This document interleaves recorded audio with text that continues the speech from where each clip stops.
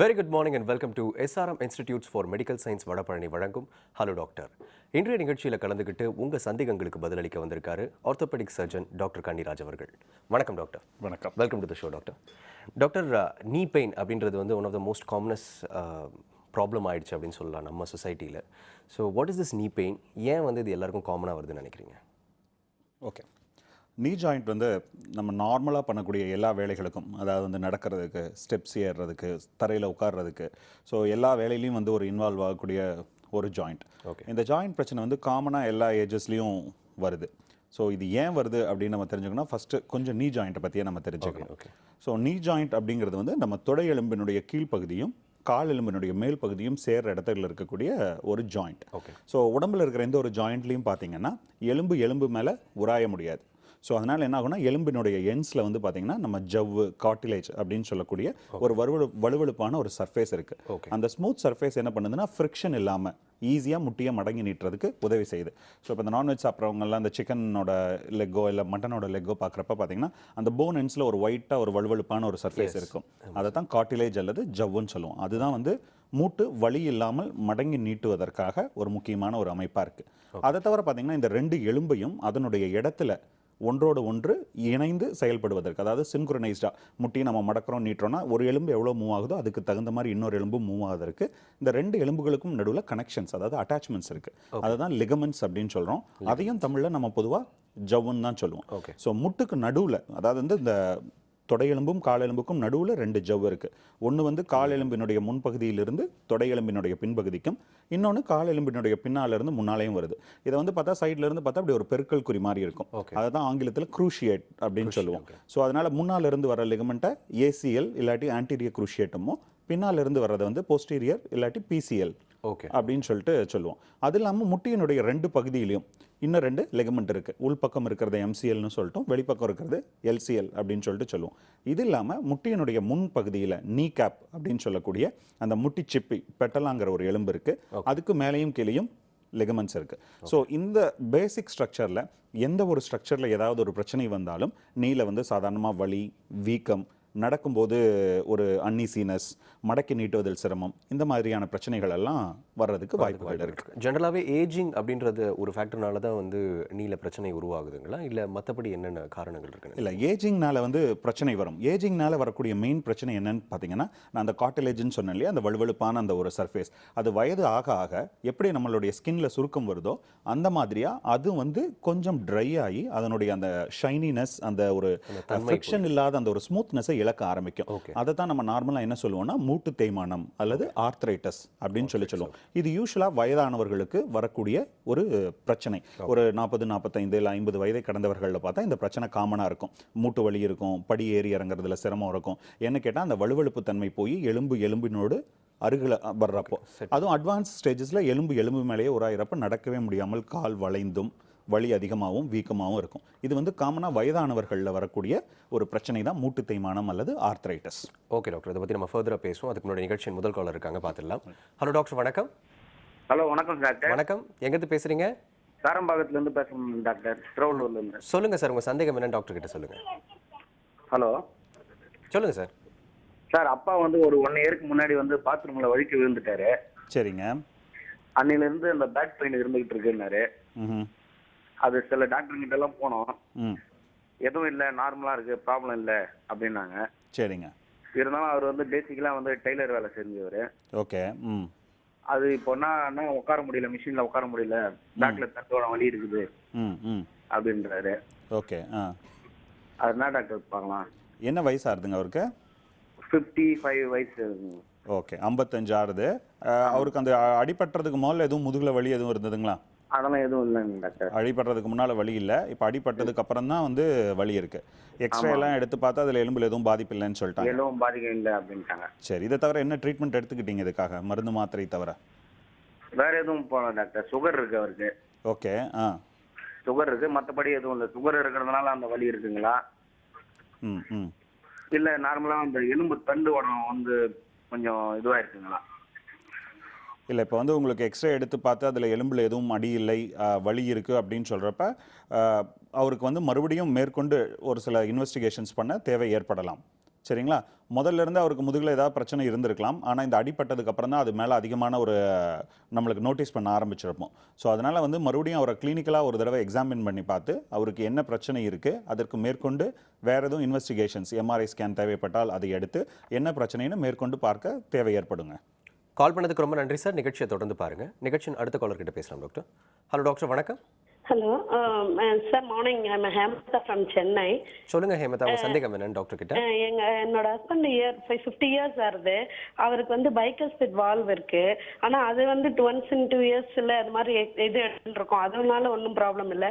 இப்போ டெய்லி வந்து மோர் தேன் 10 கிலோமீட்டர்ஸ் 2 வீலர்ல போறாரு. ஆனா 2 சைடு இந்த ஷோல்டர் பெயின் வர்றது அப்படிங்கிறாரு. அது பிகாஸ் ஆஃப் ஸ்பாண்டிலிட்டிஸ்னாலயா இல்ல இந்த வால்வ் ஏதாவது சுருங்கறதுனாலயாங்கிறது தெரிஞ்சுக்கணும் அப்படின்னுட்டு. இப்போ டெய்லியும் வந்து அவர் நிறையா பைக் ஓட்டுறாருன்னு சொன்னீங்க. இல்ல, மார்னிங் ஒன் டைம் இந்த 10 கிலோமீட்டர்ஸ் மார்னிங் ஆஃபீஸ் போயிட்டு ஈவினிங் வராரு, அவ்வளவுதான். வேற எங்கேயும் இது கிடையாது, ஓகே, போறது கிடையாது. ஆனா டயபெட்டிக் பேஷண்ட். நீங்கள் எங்கேருந்துமா பேசுகிறீங்க? சென்னையில இருந்தா? கொரட்டூர், சென்னை. சென்னையில் வந்து 10 கிலோமீட்டர்ஸ் பைக் ஓட்டுறது அப்படிங்கிறதே ஒரு பெரிய எக்ஸர்ஷன் தான்மா நம்மளுக்கு இருக்கிற டிராஃபிக்கில். ஸோ வந்து ப்ராபப்ளி அவருக்கு வந்து இந்த வேல்வுனால 2 ஷோல்டர்லேயும் பிரச்சனை வருவதற்கு வாய்ப்புகள் கம்மி. ஸோ வந்து பெட்டர் வந்து என்னென்னா, அவர் வந்து அந்த வேல்வு பிரச்சனை இருக்குன்னு உங்களுக்கு சந்தேகம் இருந்தால் அதற்குண்டான மருத்துவர்கிட்ட நீங்கள் காமிச்சிக்கணும். மற்றபடி இந்த தோள்பட்டையில் 2 சைட்லையும் வலி வர்றதுங்கிறது வந்து அவர் செய்கிற இந்த பைக் ஓட்டுதல் அப்படிங்கிற அந்த ஒரு எக்ஸர்ஷனாலேயே இருக்கும். ஸோ அதுக்கு வந்து ஒரு ஷோல்டர் மசில்ஸுக்கு உண்டான எக்ஸசைசஸ் எல்லாம் வந்து பண்ணாலே வந்து மசில் ஸ்ட்ரென்த்தன் அடையிறப்போ அவருக்கு அந்த வலியிலிருந்து நிவாரணம் கிடைக்க வாய்ப்பு இருக்குமா. கால் பண்ணதுக்கு ரொம்ப நன்றிம்மா. அடுத்த காலர் பார்க்கலாம் டாக்டர். ஹலோ டாக்டர், வணக்கம். ஹலோ வணக்கம், எங்கிருந்து பேசுறீங்கம்மா? சார், வேலூர்லேருந்து பேசுகிறோம் நாங்கள். உங்க சந்தேகம் என்னன்னு சொல்லுங்கம்மா டாக்டர் கிட்ட. பேக் பெயின் சிவியரா இருக்குது சார், கண்டினியூஸா இருக்குது. கீழே படுத்தா எழுந்துக்க முடியறதில்ல. சொல்லுங்க. அதனால நாங்க செக் பண்ணும்போது விட்டமின் மட்டும் கம்மியா இருக்கு அப்படின்னு சொல்லிட்டு டயசரின் டேப்லெட் ஒன்று கொடுத்தாங்க. சரிம்மா. பட் அது கண்டினியூ பண்ணா கூட எனக்கு அந்த பெயின் வந்து ரெடியூஸ் ஆகவே இல்லை. ஓகே, இது எதுக்குமா? முதுகு வலிக்காக டயசரின் கொடுத்துருக்காங்களாம்மா? பேக், ஆமாங்க சார். ஓகேம்மா, சரிம்மா. அதை தவிர வீட்டில் எதுவும் சுடுதண்ணி ஒத்தனம் கொடுக்கறது, ஃபிசியோதெரப்பி, எக்ஸசைஸ் பண்ணுறது இதெல்லாம் பண்ணுறீங்களாம்மா? அதெல்லாம் எதுவும் பண்ணலைங்க சார் நான். ஓகேம்மா. அந்த டயசரின்ங்கிறது வந்து உடம்புல இருக்கிற எல்லா மூட்டுகளிலையும் இருக்கிற அந்த ஜவ்வுகள் வந்து தேய்மானத்தை கம்மி பண்ணுவதற்கும் இல்லை அதிலிருந்து வர்ற வலியை குறைப்பதற்குமான ஒரு சப்ளிமெண்ட்மா. சரிங்களா? உங்களுக்கு முதுகு வலிக்கு நீங்கள் வந்து முதுகு வலி ஏன் வருது அப்படிங்கிறதுக்கு மறுபடியும் ஒரு தடவை உங்களை வந்து பரிசோதனை செஞ்சு பார்த்துட்டு அந்த முதுகு வலிக்கு உண்டான ஃபிசியோதெரப்பி, ஒத்தனங்கள் இதெல்லாம் கொடுக்குறப்பவே வந்து உங்களுக்கு பெயினினுடைய அளவு குறையிறதுக்கு வாய்ப்பு இருக்குமா. ஸோ மாத்திரையை மட்டும் இல்லாமல் உங்களுக்கு ஃபிசியோதெரப்பி, ஒத்தனம் அதெல்லாம் கொடுக்க வேண்டிய தேவை இருக்கும். அதெல்லாம் பண்ணுனா உங்களுக்கு நல்ல ரிலீஃப் கிடைக்குமா. கால் பண்ணதுக்கு ரொம்ப நன்றிம்மா. நிகழ்ச்சியை தொடர்ந்து பாருங்க. நெக்ஸ்ட் காலர் பார்க்கலாம் டாக்டர். ஹலோ டாக்டர், வணக்கம். Hello doctor. வணக்கம். வணக்கம், எங்கிருந்து பேசுறீங்கம்மா? நாங்க திருச்சியில இருந்து பேசுறோம் சார். உங்க சந்தேகம் என்னன்னு சொல்லுங்கம்மா, டாக்டர் இருக்காரு. டாக்டர் சார், எங்க வீட்டுக்காரருக்கு வந்து 1 நேரம் கால் வலி இருக்குது. சொல்லுங்கம்மா. அது இப்போ என்னன்னா, நான் ரொம்ப வலி எடுக்கவும் நான் ஹாஸ்பிட்டலுக்கு போனேன். அவங்க ஒரு ஸ்கேன் எடுக்க சொன்னாங்க. சரி. எஸ்ஆர் ஸ்கேன் எடுத்ததுல வந்து முதுகுல ஜவ்வு வந்து வெளியே வந்துருச்சுன்னு சொன்னாங்க. சரிம்மா. அதுக்கு வந்து சர்ஜன் பண்ணணும் சொன்னாங்க. நாங்க சர்ஜன்லாம் வேண்டாம்னு சொன்னதுக்கு வந்து பிசியோதெரபி பண்ணிட்டு இருக்கோம் நாங்க. இப்ப ஆனா வலி வந்து முக்காவாசி பரவாயில்ல, ஆனா கால் வலி அப்படிதான் வலி இருக்குது. ஒரு 1/4 வாசி வலி அப்படியேதான் இருக்கு கண்டினியூவா. ஓகே, ரெகுலரா பண்றாராமா? வீட்டுல பிசியோதெரபி பண்றோம் சார். நாங்க 11 லிட்டர் தண்ணி ஊற்றி அவர் வந்து டெய்லி 5 மணி நேரம் வைக்கிறோம். 5 மணி நேரம் 2 மணி நேரம் விட்டு டைம் எடுத்து வைக்கிறது.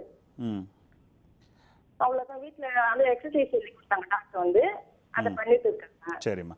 ஃபிசியோதெரப்பி பண்ண ஆரம்பித்த உடனே பார்த்தீங்கன்னா இமீடியட்டாக வந்து ஒரு நல்ல ஒரு இம்ப்ரூவ்மெண்ட் தெரியுமா. எந்த ஒரு பிரச்சனைக்கும் ஃபிசியோதெரப்பி பண்ணுறப்போ ஒரு நல்ல ஒரு இம்ப்ரூவ்மெண்ட் தெரியும். அதுக்கப்புறம் பார்த்தீங்கன்னா அந்த இம்ப்ரூவ்மெண்ட் வந்து அதனுடைய அளவு கம்மியாயிட்டே இருக்கும், ஸ்லோவாக இருக்கும்.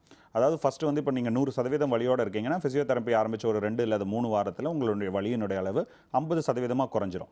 அதுக்கப்புறம் அந்த 50லிருந்து 25 ஆகிறதுக்குங்கிறதுக்கு வந்து it will take longer time. எப்பவும் எடுத்துக்கிறத விட அதிகமான டைம் எடுத்துக்கிறதுக்கு வாய்ப்பு உண்டு. ஸோ அதனால் நீங்கள் வந்து ஃபிசியோதெரப்பியில் உங்களுக்கு 75% வலி குறைஞ்சிருக்கு அப்படின்னு சொன்னால் நீங்கள் இன்னும் கொஞ்ச நாள் ஃபிசியோதெரப்பி பண்ணி பாருங்கள். அதில் வந்து இம்ப்ரூவ்மெண்ட்டே இல்லை அப்படிங்கிற ஒரு ஸ்டேஜ் வந்தது அப்படிங்கிறப்ப நீங்கள் அடுத்த ட்ரீட்மெண்ட் பற்றி யோசிக்க வேண்டி வரும்மா. கால் பண்ணதுக்கு ரொம்ப நன்றிம்மா. நிகழ்ச்சியை தொடர்ந்து பாருங்க. நெக்ஸ்ட் காலர் கிட்ட பேசலாம் டாக்டர். ஹலோ டாக்டர், வணக்கம். ஹலோ வணக்கம், எங்கிருந்து பேசுறீங்கம்மா? வணக்கம், நாங்கள் விழுப்புரத்துல இருந்து பேசுறோம் சார். உங்க டவுட் என்னன்னு சொல்லுங்கம்மா டாக்டர் கிட்ட. சார், என்னோட பொண்ணுக்கு வந்து 15 இயர்ஸ் ஆகுது. சொல்லுங்கம்மா. அவங்க வந்து ஸ்கூல்ல இப்ப படிச்சிட்டு இருக்காங்க, +1 படிச்சிட்டு இருக்காங்க. இப்போ ஒரு ஒரு 15 டேஸா என்னன்னா பேக்ல வந்து அந்த ஸ்பைனல் கிட்ட கீழே இடுப்பு கிட்ட வந்து ரொம்ப வலிக்குது சொல்றாங்க. சரிம்மா. நாங்க வந்து டாக்டர் இங்க ஆர்த்தோ டாக்டர்கிட்ட காட்டினதுக்கு அவங்க என்ன சொன்னாங்க, அங்க ஜவ்வெல்லாம் வந்து லூஸா இருக்கு, ஸோ அதனால ரொம்ப நேரம் உட்காந்துருக்கிறதால வலிக்குது அப்படின்னு சொல்லிட்டு டேப்லெட் கொடுத்தாங்க. சரிம்மா. 15 டேஸா வந்து நாங்க டேப்லெட் கொடுத்துட்டு இருக்கோம். அப்பயும் அவங்களுக்கு வந்து பெயின் வந்து ரிலீவ் ஆகவே இல்லை. பிசியோதெரப்பி பண்ண சொன்னாங்க, ஒரு 4-5 எக்ஸசைஸ் சொல்லி கொடுத்து டெய்லி பண்ண சொன்னாங்க. சரிம்மா. அதுவும் அவங்க பண்றாங்க. ஆனா இப்பயும் வந்து கொஞ்சம் காலையில எல்லாம் நைட்டு படுத்து தூங்கினா வலி போயிடுது. காலையில எழுந்து அவங்க ஸ்கூலுக்கு போயிட்டு ஒரு பீரியட் 2 பீரியட் தான், அதுக்கப்புறம் உட்காந்துட்டு இருந்தா ரொம்ப பெயினா இருக்கு. அப்புறம் எழுந்து அவங்களால நடக்கவே முடியல அப்படின்னு சொல்லிட்டு ரொம்ப இது பண்றாங்க. இதுக்கு என்ன சார் செய்ய முடியும்? ஓகே. ஸோ இப்போ இது 15 நாளாக தான் இருக்கு இந்த பிரச்சனை? ஆமா சார், அது ஒரு 15 நாளா தான் இருக்கு. இப்பதான் ஷார்ட் ஆயிருக்கு. அதுக்கு முன்னாடி ஒரு லைட்டா வலிக்குதுன்னு சொல்லுவாங்க, அது தெரியல எங்களுக்கு. ஆனா இப்பதான் ரொம்ப சிவியரா அவங்க வந்து உட்காரவே முடியல, நடக்கவும் முடியல அப்படிங்கிறாங்க. பட் கிளாஸ் அட்டன் பண்ணாமலே இருக்க முடியாது.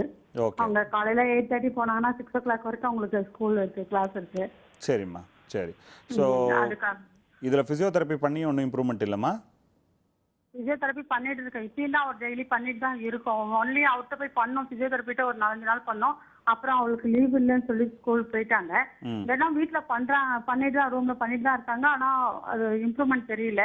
பத்தாதான் நைட்டு மார்னிங் எழுந்திருக்கிறப்போ ஒன்றும் தெரிய மாட்டேங்குது. ஒரு கொஞ்சம் ஒரு 10 o'clock 11 o'clock மேல அந்த செகண்ட் அண்ட் தேர்ட் பீரியடுக்குள்ள பெயின் ஸ்டார்ட் ஆயிடுது.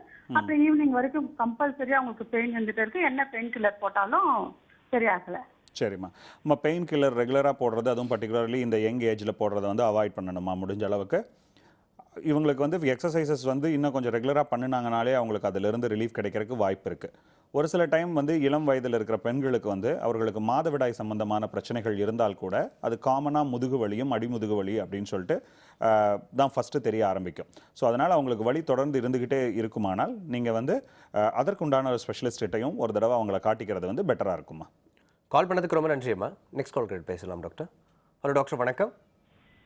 வணக்கம் சார். வணக்கம், எங்கிருந்து பேசுறீங்க சார்? மயிலாடுதுறையிலேருந்து பேசுகிறேன் சார். உங்கள் சந்தேகம் என்னன்னு சொல்லுங்கள் சார் டாக்டர் கிட்ட.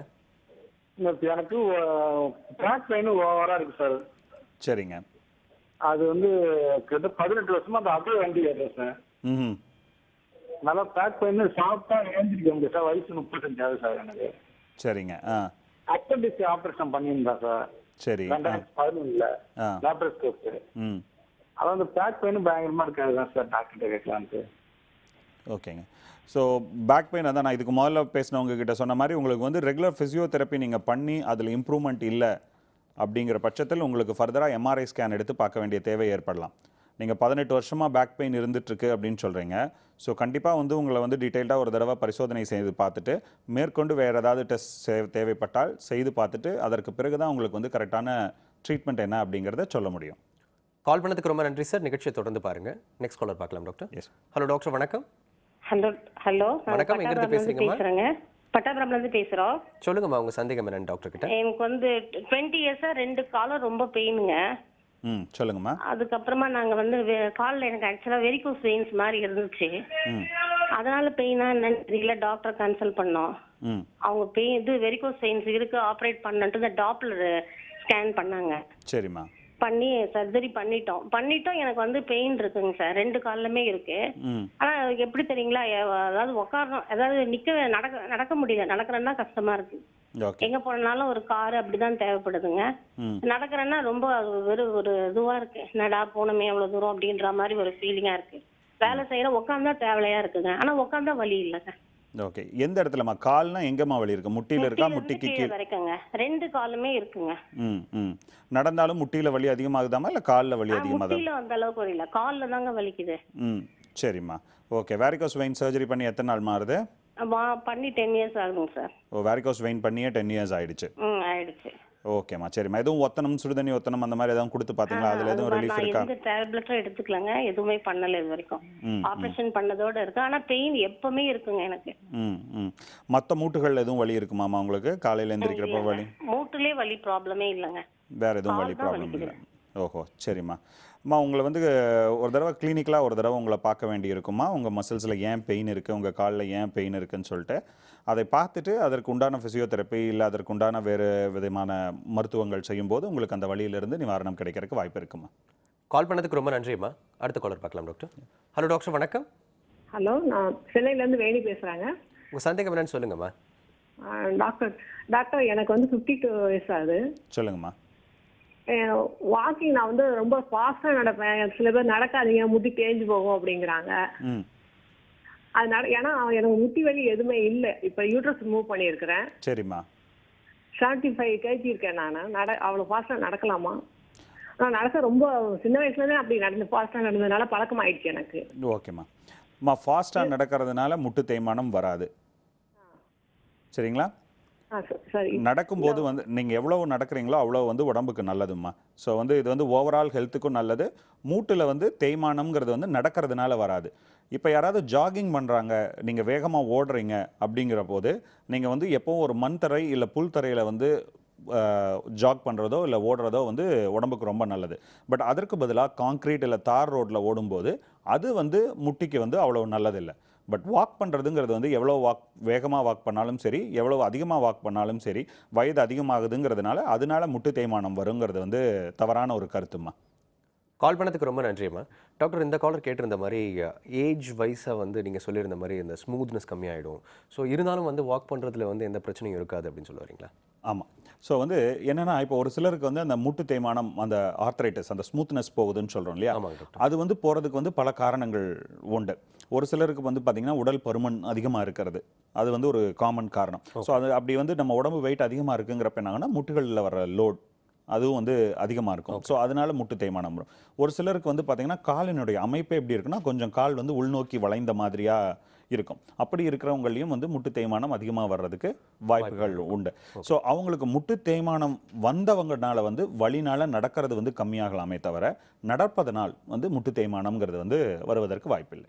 ஓகே. ஜென்ரலாகவே வந்து யாராவது சின்ன லைட் வெயிட் லிஃப்ட் பண்ணுறாங்க, இல்லை ஏதாவது ஆக்டிவிட்டி ரொம்ப ஹெவியாக போகணும், பட் ஆனால் கொஞ்சம் அவங்களுக்கு ஏஜ் வந்து ஒரு 40க்கு மேலே இருக்குது அப்படின்னா அதை தைரியமாக பண்ணலாமா டாக்டர், இல்லை கொஞ்சம் வந்து தயங்க வேண்டியது? இல்லை, வயது அதிகமாகிறதுனால வந்து அவங்களுடைய ஆக்டிவிட்டி லெவலை வந்து கம்மி பண்ணிக்கணும் அப்படிங்கிறது வந்து ஓவரால் ஹெல்த் ரீசன்ஸ்க்காக வேணால் ஏற்படலாமே ஒழிய மூட்டு வந்து அதனால் வந்து மூட்டுக்குன்னு தனியாக அதனால் எதுவும் ரெஸ்ட்ரிக்ஷன்ஸ் கிடையாது.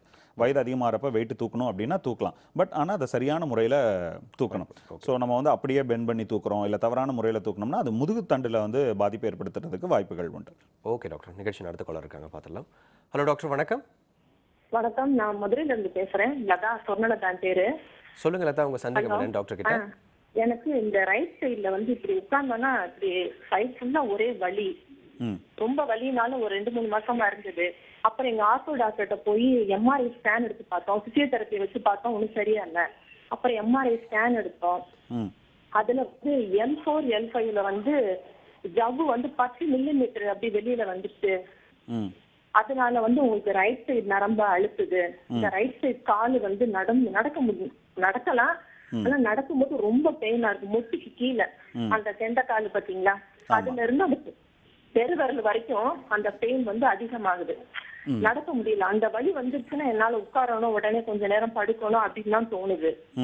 2-3 டாக்டர் வந்து கன்சல்ட் பண்ணதுக்கு வந்து இது வந்து நார்மலா உள்ள போறதுக்கு வாய்ப்பு இல்ல, ஆபரேஷன் பண்ணுங்க அப்படின்னு.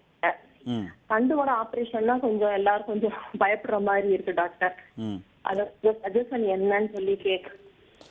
அம்மா வந்து இந்த நடுவில் எலும்பு, முதுகுத்தண்டு எலும்புகளுக்கு நடுவில் இருக்கிற டிஸ்க் அது வந்து இப்போ வெளியே வந்து அது உங்கள் நரம்பை வந்து அழுத்திட்டு இருக்கு, அந்த உள்ள அந்த நரம்புக்கு இருக்க வேண்டிய இடத்த வந்து ரொம்ப குறுகலாக்கிடுச்சு அப்படிங்கிற போது வந்து இந்த காலில் வர்ற வலி வர்றது வந்து ரொம்ப காமன்மா. அப்படி இருக்கிற பட்சத்தில் மற்ற ட்ரீட்மெண்ட் எல்லாம் எடுத்தும் அதில் வந்து இம்ப்ரூவ்மெண்ட் இல்லை அப்படின்னா அந்த வந்து சர்ஜரி பண்ணி அந்த அழுத்தம் கொடுத்துக்கிட்டு இருக்கிற அந்த டிஸ்கை எடுக்க வேண்டிய தேவை ஏற்படலாமா. அது வந்து ஒன்றும் பயப்படக்கூடிய அளவுக்கு ஒரு இது இல்லைம்மா. இப்போ வந்து இருக்கிற அட்வான்ஸ்மெண்ட்ஸில் வந்து மைக்ரோ டிஸ்கெக்டமி அப்படின்னு சொல்லுவாங்க. சின்னதாக அந்த இடத்துல எந்த இடத்துல வந்து அழுத்தம் கொடுக்குதோ அந்த இடத்த மட்டும் ஓப்பன் பண்ணி அங்கே இருக்கிற அந்த அழுத்தத்தை ஏற்படுத்தக்கூடிய அந்த டிஸ்கை மட்டுமே எடுத்துருவாங்கம்மா. அப்படி இருக்கும்போது உங்களுக்கு சர்ஜரிக்கு அப்புறம் இமீடியட்டாக நீங்கள் எல்லா வேலையும் ரெஸ்யூம் பண்ண முடியும் சீக்கிரமாகவே. உங்களுக்கு அந்த காலில் இருக்கிற வலியும் போகிறதுக்கு வாய்ப்பு இருக்குது. ஸோ உங்களுக்கு வேறு எந்த ட்ரீட்மெண்ட்லையும் இம்ப்ரூவ்மெண்ட் இல்லை அப்படின்னு சொன்னால் நீங்கள் சர்ஜிக்கல் ஆப்ஷன் யோசிக்கிறதுல தப்பு இல்லைம்மா. கால் பண்ணதுக்கு ரொம்ப நன்றிமா. நிகழ்ச்சி தொடர்ந்து பாருங்கள். டாக்டர், நீங்கள் வந்து ஆரம்பத்திலே சொல்லியிருந்தீங்க லிகமெண்ட் அப்படின்ற ஒரு விஷயத்தை பற்றி. ஸோ இந்த இன்ஜுரி வந்து எப்படி நம்மளை அஃபெக்ட் பண்ணுது, அதுலேருந்து எப்படி ஓவர் கம் பண்ணலாம், ஸ்பெஷலாக நிறைய லிகமெண்ட்டை பற்றின டவுட்ஸ்க்கு வந்து நம்ம அதை பற்றி ஃபர்தராக டிஸ்கஸ் பண்ணுவோம். அதுக்கு முன்னாடி ஒரு சின்ன பிரேக் எடுத்துகிட்டு வந்துடலாம் டாக்டர். சிம்ஸ் ஹாஸ்பிட்டல் வடபழனி வழங்கும் ஹலோ டாக்டர் நிகழ்ச்சியில் ஒரு சிறிய இடைவேளை.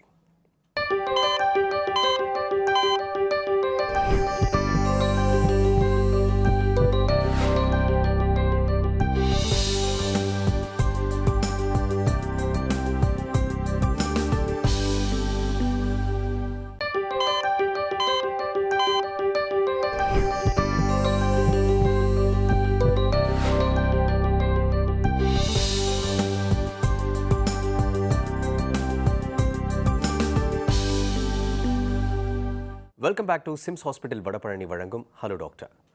டாக்டர், இந்த லிகமெண்ட் பற்றி நம்ம ஸ்டார்ட் பண்ணலாம் டாக்டர். லிகமெண்ட்ன்றது நீங்கள் ஆல்ரெடி சொல்லியிருந்தீங்க வந்து அதோட சென்டரில் இருக்கக்கூடிய ஒரு பார்ட் சொல்லிட்டு, இந்த லிகமெண்ட்டில் வந்து இன்ஜுரி வந்து ஸ்பெஷலாக ஸ்போர்ட்ஸ் பர்சன், அதிக ஆக்டிவாக இருக்கக்கூடிய பர்சனுக்கு தான் வரும் அப்படின்னு சொல்லி ஒரு மித் இருக்குது. அது முதல்ல உண்மையா?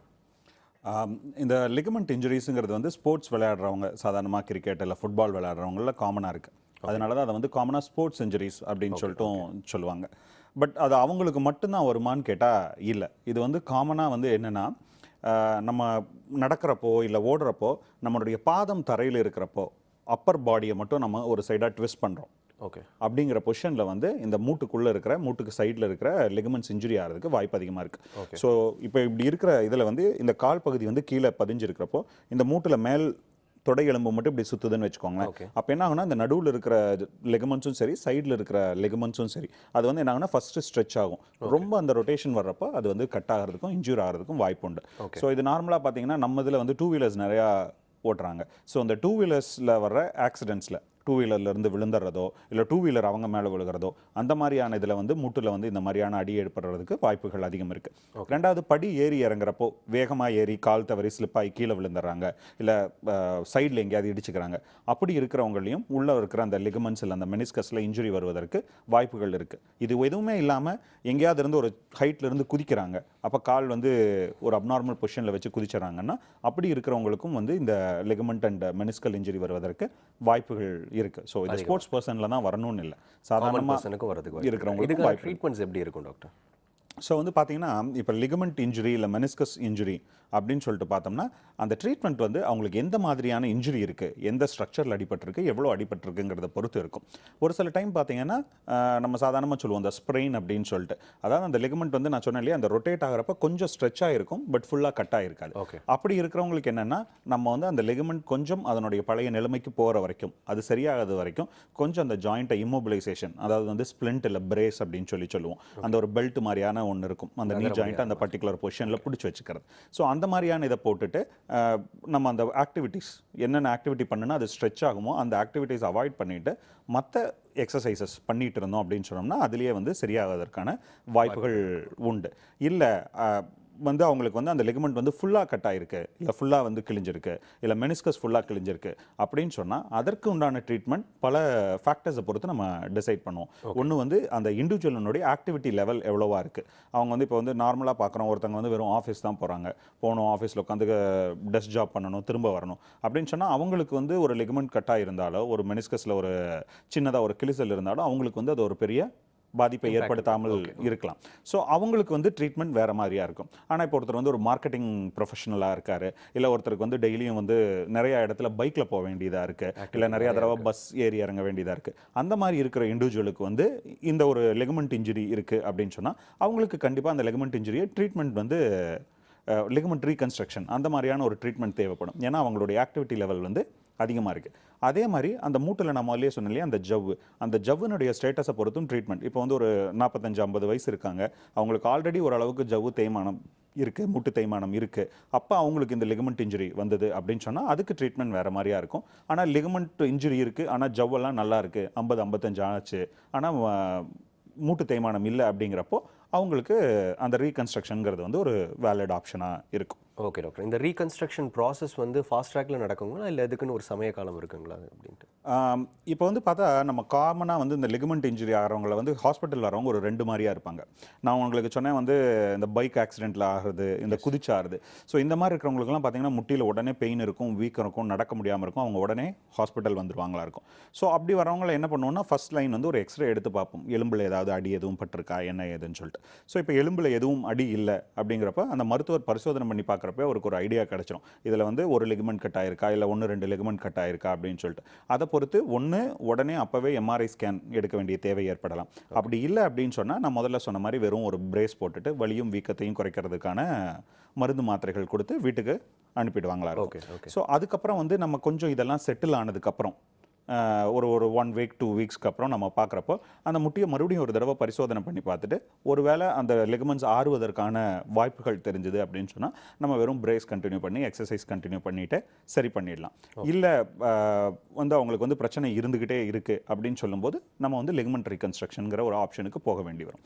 இன்னொரு செட் ஆஃப் பீப்புள் எப்படி வருவாங்கன்னா, ஏதாவது அடிபட்டிருக்கும், வீட்லேயே ஏதாவது அடிபட்டிருக்கும், அவங்க அந்த நேரத்துக்கு ஏதாவது லோக்கல்லேயே ஏதாவது ட்ரீட்மெண்ட் எடுத்துருந்துருப்பாங்க, சரியாக இருந்திருக்கும். அப்புறம் கொஞ்ச நாள் கழிச்சு வந்து பார்த்தா வருவாங்க, ஒரு அன்கம்ஃபர்டபுள்னஸ் இருந்துகிட்டே இருக்குது, முட்டிக்குள்ளே என்ன நடக்குதுன்னே தெரியல, முட்டி நார்மலாக இல்லை, இன்னொரு முட்டியை விட இது வித்தியாசமாக இருக்குது, இல்லை நடக்கிறப்ப கொஞ்சம் லூஸாக இருக்கிற மாதிரி இருக்குது, ஒரு எலும்பு இன்னொரு எலும்பை விட்டு விலகுது மாதிரியா இருக்குது, இல்லை முட்டுக்குள்ளே ஏதாவது மாட்டிக்கிற மாதிரியா இருக்குது அப்படின்னு சொல்லிட்டு வருவாங்க. ஸோ அந்த மாதிரி பேஷண்ட்ஸில் வந்து மறுபடியும் அவங்களுக்கு ஒரு எக்ஸ்ரேவும் ஒரு எம்ஆர்ஐ ஸ்கேனும் எடுத்து பார்க்க வேண்டிய தேவை ஏற்படும். எக்ஸ்ரேல என்ன தெரியும் அப்படின்னு சொன்னால் எலும்புகளில் பட்டிருக்க ஏதாவது அடி, எலும்பினுடைய அமைப்பு இதெல்லாம் தெரியும். எம்ஆர்ஐ ஸ்கேனில் வந்து என்ன தெரியும்னா, நான் அந்த சொன்னேன் இல்லையா, அந்த ஜவ்வு, அந்த லிகமெண்ட்ஸ் அதையெல்லாம் பார்க்கணும் அப்படின்னு சொன்னால் எம்ஆர்ஐ ஸ்கேன் எடுத்து பார்க்க வேண்டி வரும். அந்த எம்ஆர்ஐ ஸ்கேனில் மூட்டில் எலும்பை சுற்றி இருக்கிற ஜவ்வு, உள்ளே இருக்கிற அந்த லிகமெண்ட்ஸு, அதனுடைய ஸ்டேட்டஸ் அதெல்லாம் எப்படி இருக்குது அப்படிங்கிறத பற்றி நம்மளுக்கு ஐடியா கிடைக்கும். அதுக்கு தகுந்த மாதிரி நம்ம வந்து ட்ரீட்மெண்ட் வந்து பண்ண வேண்டிய வரும். ஓகே டாக்டர், இதை பற்றி நம்ம ஃபர்தராக பேசலாம். அதுக்கு முன்னாடி நிகழ்ச்சி இன்னொரு காலர் இருக்காங்க, பார்த்துலாம் டாக்டர். ஹலோ டாக்டர், வணக்கம். வணக்கம் சார், குடியாத்திலிருந்து பேசுகிறேன், வெள்ளூர் டிஸ்ட்ரிக்ட். சொல்லுங்கள் சார், உங்கள் சந்தேகம் என்னன்னு டாக்டர் கிட்ட. சார், எனக்கு வந்து 50 வயசு ஆகுதுங்க. சொல்லுங்க. பைக் ஆக்சிடென்ட்ல கால் உடஞ்சி பட்டக்ஸ் உள்ள குட்டியில் மேஜர் ஆப்ரேஷன் ராடு வச்சுருக்காங்க. சரிங்க. ராடு வச்சு கிளியர் ஆச்சு, 3 மந்த்ஸ் ஆச்சு. பட் வந்து இந்த பாதம் வந்து கீழே இறங்கிடுச்சுங்க. பாதம் கீழே இறங்கிட்டதுனால அந்த பாதம் வந்து இன்னும் வந்து மேலே வரல. அது டாக்டர் வந்து 3 மந்த்ஸ் ஆகும்ன்றாரு, நர்வ்ஸ் வீக்காக இருக்குன்றாரு. அதுமா வராதா இல்லைன்னு தெரியல. ஓகேங்க. எந்த இடத்துல ராடு வச்சிருக்கீங்க? தொடை எலும்புலையா, கால் எலும்புலையா? இல்லை சார், பட்டக்ஸ்ல வந்து உடஞ்சி, கால் உடஞ்சி பட்டக்ஸ்ல வந்து ராடு வச்சிருக்காங்க. அது வந்து கம்பல்சரி ஒரு இது 8 வாரம் வந்து பெட் ரெஸ்ட் இருந்துட்டு அதுக்கப்புறமா வந்து நடக்க ஆரம்பிக்குது. இப்போ வந்து கால் வந்து அந்த பாதம் கீழே இறங்கிட்டு இருக்கிறதுனால நடக்கிறதுக்கு வந்து ஸ்டிக் வச்சு தான் நடந்துட்டு இருக்கேன். இப்போ வந்து பாதத்துக்கு வந்து பிசியோதெரபி பண்ணிட்டு இருக்கோம், 4 நாள் பிசியோதெரபி பண்ணிட்டு இருக்கேன். ஆனால் இந்த பாதம் வந்து கீழே இறங்கிட்டது மேலுக்கு அது நார்மல் பாதம் வரத்துக்கு வாய்ப்பு இருக்குதா இல்லையா என்ன? சரிங்க. ஸோ வந்து உங்களுக்கு இடுப்பு, நீங்கள் சொல்கிறது படி பார்க்கும்போது இடுப்பு எலும்பில் வந்து உங்களுக்கு ஃப்ராக்சர் ஆகியிருந்திருக்கு, அதற்குண்டான அறுவை சிகிச்சை செய்துக்கிட்டு இருக்கீங்க, சரிங்களா? ஸோ இப்போ வந்து பார்க்குறப்ப அந்த நம்ம ஹிப் ஜாயிண்ட், அந்த இடுப்பில் வந்து பின்பகுதியில் தான் வந்து இந்த கால் பாதம் மேலே கீழே இயங்குவதற்கான நரம்பெல்லாம் வந்து அந்த இடத்துல இருந்து தான் வருது. நிறையா நேரம் இடுப்பு மூட்டு அதில் ஃப்ராக்சர் ஆகிறப்போ அந்த எலும்பு பின்னால் நகருது, இல்லை டிஸ்லொகேஷன் வருதுங்கிறப்போ அந்த நரம்புலையும் அடிபடுவதற்கான வாய்ப்பு இருக்குது. அப்படி இருக்கிறவங்களுக்கு தான் என்ன ஆகுனா, பாதம் வந்து இப்படி கீழ் நோக்கி போயிடும், தரையை நோக்கி, அதை மேலே தூக்க முடியாத ஒரு டிஃபிகல்ட்டி இருக்கிறதுக்கு வாய்ப்பு இருக்குது. அப்படி இருக்கிறப்ப என்ன ஆகுனா, அவங்க அந்த சர்ஜரி பண்ணுறப்பவே உள்ள நரம்பை பார்த்துருந்தாங்க, லேசான அடி தான் பட்டுருந்துச்சு, அது கட் ஆகலை அப்படிங்கிறபோது அதுக்கு யூஸ்வலாக வெயிட் பண்ணுவோம், அது தானாக வந்து அந்த ஃபங்க்ஷன் வந்து அதில் ரீகெயின் ஆகிடும் அப்படின்னு சொல்லிட்டு. ஒரு சிலருக்கு வந்து பார்த்தா அது வெயிட் பண்ணதுக்கப்புறமும் இம்ப்ரூவ்மெண்ட் இல்லாமல் இருப்பதற்கு வாய்ப்பு இருக்குது. ஒரு சிலருக்கு நீண்ட நாட்கள் எடுத்துக்கிட்டு அந்த ஃபங்க்ஷன் வர்றதுக்கும் வாய்ப்பு இருக்குது. ஒருவேளை அப்படி அந்த காலை மேலே தூக்குற ஃபங்க்ஷன் வரல அப்படின்னு சொன்னால் அந்த நேரத்தில் ஒரு சின்னதாக வந்து வேறொரு மசில் சதையை வந்து இந்த மசில் சதைக்கு நகர்த்தி வைக்கக்கூடிய ஒரு சிறிய ஒரு ஆப்ரேஷன் பண்ணால் அந்த கால் திரும்பவும் மேலே தூக்குவதற்கு வருவதற்கான வாய்ப்புகள் உண்டு. ஸோ வந்து ஒன்று உங்கள் டாக்டர் வந்து அந்த நரம்பினுடைய கண்டினியூட்டியை பார்த்துருந்தாரு அப்படின்னு சொன்னால் அவர் வெயிட் பண்ணணும்னு ஃபீல் பண்ணான்னா இன்னும் கொஞ்சம் நாள் வெயிட் பண்ணலாம். அப்படி இல்லை அது டவுட்ஃபுல்லாக தான் இருக்குது அப்படின்னா அதற்குன்னு அந்த நர்வ் கண்டக்ஷன் ஸ்டடீஸ் அப்படின்னு சொல்லுவோம். அந்த நரம்பு வந்து சரியாக வேலை செய்யுதா அப்படின்னு பார்க்கறதுக்கான ஒரு சில டெஸ்ட். அந்த டெஸ்ட் பார்த்துட்டு அந்த நரம்பு வேலை செய்கிறதா, அது ரெக்கவர் ஆகுதா இல்லையாங்கிறத பொறுத்து உங்களுக்கு வந்து ஒன்று கண்டினியூஸாக இன்னும் கொஞ்சம் நாள் வெயிட் பண்ணி பார்க்குறதோ இல்லை அறுவை சிகிச்சை பண்ணுவதோங்கிறது வந்து சரியான தீர்வாக இருக்கும். கால் பண்ணதுக்கு ரொம்ப நன்றி சார். அடுத்த காலர் பார்க்கலாம் டாக்டர். ஹலோ டாக்டர், வணக்கம். ஹலோ வணக்கம். வணக்கம், எங்கேருந்து பேசுறீங்கம்மா? திருச்சியிலேருந்து பேசுகிறேன். சாவித்ரியின் பேர். சொல்லுங்கம்மா சாவித்ரி, உங்கள் சந்தேகம் என்னன்னு சொல்லுங்க. எனக்கு 63 வயசாகுது, டயபெட்டிக் பேஷண்ட்டு. சமீபமாக இடது தொடையிலேருந்து முழங்கால் வரைக்கும் ஒரே வலி டாக்டர். ஒரு பர்டிகுலர் பொசிஷன் திரும்பினா உள்ளுக்கு இருக்கிற டியூப் ஏதோ முறுக்கிக்கிற மாதிரி இருந்தது. சரி டாக்டர்கிட்ட காட்டினேன், 15 days மருந்து கொடுத்தேன். கொஞ்சம் பரவாயில்லாமல் இருந்தது. இப்போ ரைட் நீ வந்து சுத்தமாக மடக்கவும் முடியல, ஒன்றும் இனுக்கவும் முடியல, உட்காரவும் முடியல, ஒரே வலி. டாக்டர் வந்து எக்ஸ்ரே எடுக்க சொன்னேன். அதில் வந்து reduction of all the compartment spaces with marginal osteophytes அப்படின்னு போட்டிருக்கு. சரிம்மா. சச் இம்ப்ரெஷன் வந்து ட்ரை கம்பார்ட்மெண்டல் ஆஸ்டியோ ஆர்த்தரைட்டிஸ். அப்புறம் விட்டமின் டி வந்து 11.56 தான் டாக்டர் இருக்கு. இப்போ என்ன பண்றதுன்னு தெரியல. சரிம்மா. அந்த ரைட் நீ இப்போ லெஃப்ட் கொஞ்சம் பரவாயில்லாம இருந்தது, ரைட் நீ வந்து ரொம்ப வலி, தாங்கக்கூடிய லெவலில் தாண்டிடுது. டாக்டர் வந்து கீழேயே உட்காரக்கூடாது, படுத்துட்டே தான் ரெஸ்ட் எடுத்தாதான் அப்புறம் ஃபர்தர் சொல்ல முடியும்னு சொல்லியிருக்கேன். இப்போ நான் என்ன டாக்டர் பண்றது? வயசு என்னம்மா சொன்னீங்க உங்களுக்கு? 63 வயசாகுது. சரிம்மா, ஓகேம்மா. அம்மா உங்களுக்கு வந்து நீங்கள் அந்த எக்ஸ்ரேல சொல்கிறத பார்க்கும்போது உங்களுக்கு முட்டு தேய்மானம் வந்து அதிக அளவுலேயே இருக்குமா? ஸோ வந்து உங்களுக்கு முதல்ல முட்டு வலி கொஞ்சம் இருந்துட்டு இருந்ததாம்மா? லேசாக படி ஏறி இறங்குனா, தரையில் உட்காந்தா? இருந்தது டாக்டர். அதுதாம்மா. ஸோ உங்களுக்கு வந்து அந்த முட்டு தேய்மானம் அப்படிங்கிறது வந்து அட்வான்ஸ் ஆகிட்டே இருந்திருக்கு. இப்போ வந்து உங்களுக்கு வந்து முட்டியினுடைய எல்லா பகுதியிலும் அந்த ட்ரை கம்பார்ட்மெண்ட்னா முட்டியினுடைய உள்பகுதி, முட்டியினுடைய வெளிப்பகுதி, அந்த முட்டுக்கும் முட்டு சிப்பிக்கும் நடுவில் அந்த நீ கேப்புக்கும் இடையில இருக்கிற பகுதி, இந்த எல்லா இடத்துல இருக்கிற அந்த கார்டிலேஜும் வந்து தேய்மானமாக இருக்குமா? சரிங்களா? ஸோ வந்து இந்த முட்டு தேய்மானத்தினால உங்களுடைய ரொட்டீன் ஒர்க்கே எதுவும் செய்ய முடியல, வலி எதுவும் இருக்குது, தொடர்ந்து இருந்துக்கிட்டே இருக்குது அப்படின்னு சொன்னால் அதுக்கு வந்து நீங்கள் வந்து அந்த டேமேஜ் ஆகிருக்கிற சர்ஃபேஸை எடுத்துகிட்டு வேறு சர்ஃபேஸ் போடுறது, அதாவது மூட்டு மாற்று அறுவை சிகிச்சை பற்றி நீங்கள் சிந்திக்க வேண்டி வரும்மா. இல்லை உங்களுடைய ரொட்டீன் ஆக்டிவிட்டீஸ் எல்லாம் மேனேஜ் பண்ணிக்க முடியுது அப்படின்னு சொல்லும்போது உங்களுடைய ஃபிசியோதெரப்பி என்ன சொல்கிறது, வலி அதிகமாக இருக்கிறப்ப அந்த வலி நிவாரணத்துக்கு உண்டான மருந்து அப்படின்னு சொல்லிட்டு அதை சாப்பிட்டு மேனேஜ் பண்ணணும். ஆனால் ரொம்ப அட்வான்ஸ்டாக இருக்குது, தொந்தரவு தொடர்ந்து இருந்துக்கிட்டே இருக்குது அப்படின்னு சொன்னால் சர்ஜரி கன்சிடர் பண்ண வேண்டி வரும்மா. கால் பண்ணதுக்கு ரொம்ப நன்றிம்மா. நெக்ஸ்ட் காலர் பார்க்கலாம் டாக்டர். ஹலோ டாக்டர், வணக்கம். ஹலோ வணக்கம், எங்கேருந்து பேசுறீங்கம்மா? சேலம் மாவட்டத்திலிருந்து பேசுறேங்க. உங்கள் சந்தேகம் என்ன டாக்டர் கிட்ட சொல்லுங்கம்மா. ஓகேங்க. வணக்கம் சார். வணக்கம்மா, சொல்லுங்க. எனக்கு 33 வயசு ஆகுதுங்க சார். காலையில் ஒரு 4 மணிக்கு எழுந்திரிச்சோன்னா நைட்டு 8 மணி வரைக்கும் நடந்துகிட்டே இருக்கிற வேலை தாங்க சார். சரிங்கம்மா. அதனால மூட்டு வலியும் இடுப்பு வலியும் அதிகமாக எடுக்குது. அதனால பின்விளைவுகள் ஏதாவது வருமாங்க சார்? ஓகே. வலி எவ்வளவு இதுவாக இருக்குமா, சிவியராக இருக்குமா? ஓரளவுக்கு, அதாவது கொஞ்சம் ரெஸ்ட் எடுத்தா நல்லாயிடும். அதுக்கு ட்ரீட்மெண்ட் இன்னும் எடுக்கலைங்க சார். வேலை செய்யறதுனால அப்படி வலிக்குதோ என்னமோ தெரியல. ஒரு 10 நிமிஷம் ரெஸ்ட் எடுப்பேன், சரியா போயிடும்.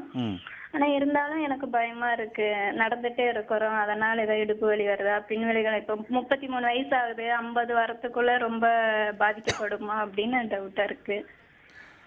எப்போம்மா வலி அதிகமாக இருக்குது? சாயந்தரத்தில் வேலையெல்லாம் முடிச்சுட்டு வந்ததுக்கப்புறம் ரொம்ப வலி அதிகமாக இருக்கா? சாயந்தரம் 9 மணி ஆயிடுச்சுன்னா, நைட் 9 மணி ஆயிடுச்சுன்னா வலி எடுத்து இருக்குதுங்க சார். ஓகேம்மா, சரிம்மா. ஆனால் மருந்து மாத்திரை சாப்பிட்ற அளவுக்கு வலி வந்து அதிகமாக இருந்தது கிடையாது? இல்லைங்க சார். ஒரு ஆயில் மசாஜ் பண்ணிட்டு தூங்கினா சரியா போயிடும். காலையில் எப்பயும் போல நார்மல் ஆயிடுவேன். எனக்கு என்ன பயம்னா இன்னும் ஏஜ் ஆக ஆக அதனால் ஏதாவது ப்ராப்ளம் வருமா அப்படின்னு. சரிம்மா. இப்போ வந்து நீங்கள் அதிகமாக வேலை செய்து முடித்துட்டு அந்த சாயந்தரத்தில் வரும்போது உடம்பெல்லாம் வலி அதிகமாக இருக்குது அப்படின்னு சொல்கிறது வந்து உங்கள் மசில்ஸினுடைய தளர்ச்சி, அதாவது வந்து எக்ஸாஷன் அப்படின்னு சொல்லுவோம். காலையிலேருந்து நீங்கள் அதிகமாக வேலை செஞ்சதனுடைய ஒரு ரிஃப்ளெக்ஷனாக வந்து அதனுடைய ஒரு எஃபெக்டாக தான் வந்து உங்களுக்கு உடம்பு ஃபுல்லாக சாயந்தரத்தில் வரப்போ ரொம்ப டயர்டாகவும் வீக்காகவும் இருக்கிறது. இது நார்மல் தான். நீங்கள் அதிகமாக வேலை செய்யும்போது உடம்பு வந்து தளர்ந்து போவது நார்மல் தான். அடுத்த நாள் காலையில் எந்திரிக்கும் போது உங்களுக்கு அந்த வலியெல்லாம் இல்லாமல் ஃப்ரீயாக இருக்குது அப்படிங்கிறது வந்து ஒரு நார்மலான விஷயந்தான். இதுக்காக நீங்கள் பயப்பட தேவையில்லை. ஆனால் அதிகமாக வேலை செய்கிறீங்க அப்படிங்கிறதுனால உங்களுக்கு பின்னால் ஏதாவது பாதிப்பு வருமா அப்படின்னு சொல்லி கேட்டால் வரும் வராது அப்படின்னு சொல்லி இப்போ சொல்ல முடியாதும்மா.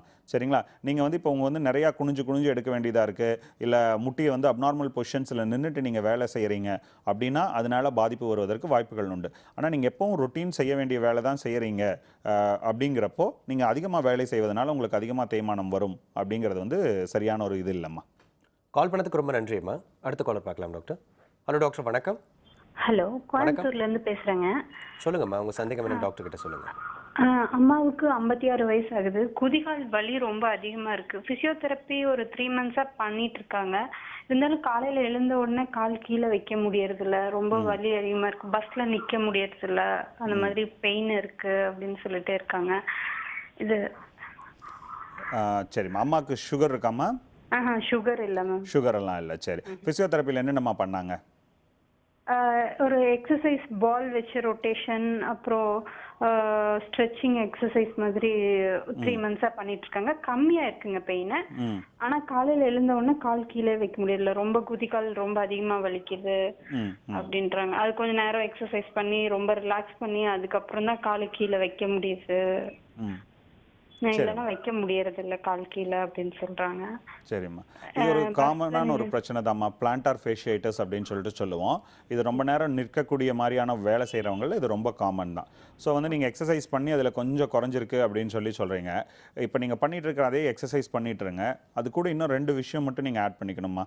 ஒன்று வந்து வீட்டுக்குள்ளே இருக்கும் போதும் ஒரு செருப்பு போட்டுட்டு இருக்கிறது பெட்டர்மா. அதாவது வந்து காலை விட கொஞ்சம் அகலமாக இருக்கக்கூடிய செருப்பும், குதிங்கால் வந்து ஒரு இன்ச் அளவு உயரமாக இருக்கக்கூடிய மிருதுவான ஒரு செருப்பு. வெளியே போடுறதுக்கும் இதே மாதிரியான ஒரு செருப்பு, வீட்டுக்குள்ளேயும் இதே மாதிரியான ஒரு செருப்பு வச்சுக்கிட்டு 2 செருப்பையும் பயன்படுத்தணுமா. 2வது வந்து காலையில் எழுந்துச்சோன்னா அவங்க எக்ஸசைஸ் பண்ணுறாங்கன்னு சொன்னீங்க. பெட்டை விட்டு அதாவது வந்து தரையை காலில் வைக்கிறதுக்கு முன்னால் இந்த எக்ஸசைஸ் பண்ணணும். பண்ணுறது கூட என்ன பண்ணலான்னா, ஒரு பாத்திரத்தில் சுடுதண்ணியும் ஒரு பாத்திரத்தில் பச்சை தண்ணியும் வச்சுட்டு காலை சுடுதண்ணியில் 2 நிமிஷம் நினச்சி வச்சுருந்துட்டு அதுக்கப்புறம் மறுபடியும் பச்சை தண்ணியில் 2 நிமிஷம், இந்த மாதிரி மாற்றி காலை வந்து சுடுதண்ணிலையும் பச்சை தண்ணிலையும் மாற்றி ஒரு 20 நிமிஷம், காலையில் ஒரு 20 நிமிஷம், சாயந்தரம் ஒரு 20 நிமிஷம் ஒத்தனம் கொடுக்கலாமா.